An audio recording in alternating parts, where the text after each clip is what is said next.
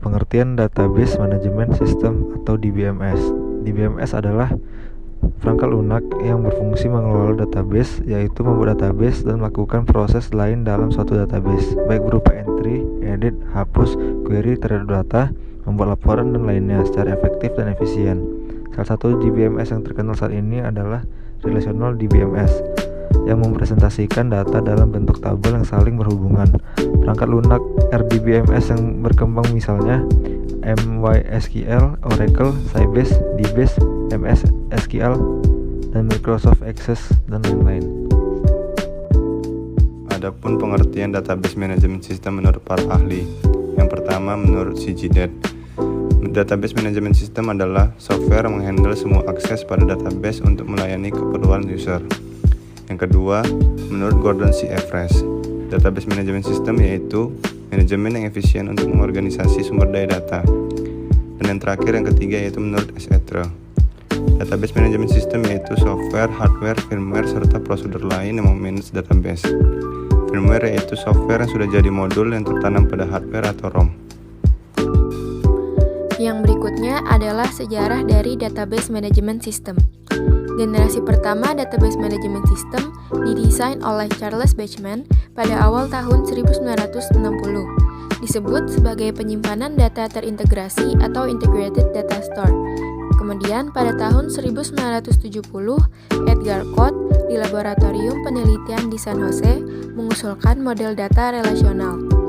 Lalu pada tahun 1980, model relasional menjadi paradigma database management system yang paling dominan. Kemudian pada akhir tahun 1980 dan awal tahun 1990, banyak bidang sistem basis data yang dikembangkan. Penelitian pada bidang basis data meliputi bahasa query yang powerful, model data yang lengkap, dan penekanan pada dukungan analisis data yang kompleks dari semua bagian organisasi. Tujuan dari database management system diantaranya yang pertama, basis data dalam jaringan perusahaan dapat digunakan secara bersamaan, lalu kecepatan serta kemudahan ketika mengakses data, lalu menghemat ruang penyimpanan data sehingga lebih efisien, lalu membantu menjaga keamanan data-data penting untuk mencegah dan menghilangkan hasil duplikasi maupun inkonsistensi data, lalu menangani data dalam jumlah yang banyak atau besar. Fungsi dari database management system yaitu yang pertama mendefinisikan data dan kaitannya, lalu mengubah data atau memanipulasi data, lalu ada keamanan dan integritas data, lalu yang keempat ada recovery atau perbaikan dan kurasi data, yang kelima ada data dictionary, lalu yang keenam untuk performance kerja. Fitur-fitur DBMS. Adapun fitur-fitur daripada DBMS tersebut, yang pertama ada independensi data program, yang kedua ada keamanan, yang ketiga ada integritas, yang keempat ada konkurensi, yang kelima ada pemulihan atau recovery, yang keenam ada katalog sistem, dan yang ketujuh ada perangkat produktivitas. Cara kerja dari DBMS adalah yang pertama, program aplikasi memulai prosesnya dengan memperoleh data dari database dengan bantuan perintah DML, Data Manipulation Language, yaitu perintah yang digunakan oleh DBMS untuk menjalankan fungsi-fungsinya. Yang kedua, pada waktu pengatur dan pengendali aktivitas CPU dari komputer tersebut menjumpai perintah DML dalam eksekusi suatu program aplikasi, maka unit pengendali tersebut memindahkan pengendaliannya dari program ke DBMS. Yang ketiga, DBMS menguji bahwa unsur data yang diperlukan telah didefinisikan sebagai bagian dari database, kemudian menentukan alamat dari lokasi-lokasinya di dalam media penyimpanan. Keempat, database management system kemudian menggantikan sistem operasi sehingga dapat memerintahkan untuk mengakses dan memanggil unsur data. Kelima, sistem operasi memindahkan unsur data yang dikehendaki ke daerah penyimpanan tertentu dalam database manajemen sistem yang disebut dengan sebutan buffer, dan kemudian memindahkan pengendalian kembali kepada database manajemen sistem. Yang terakhir, database manajemen sistem memindahkan unsur data ke buffer tersebut yang digunakan oleh program aplikasi. Program tersebut kemudian mengambil kembali pengendalian dari database manajemen sistem dan selanjutnya memproses unsur data. Selanjutnya, manfaat dan peran dari database manajemen sistem. Yang pertama, untuk meminimalkan suatu redundansi data. Yang kedua, integritas suatu data dapat terjaga. Yang ketiga, dapat menjaga independensi data. Yang keempat, kemudahan dalam berbagi data.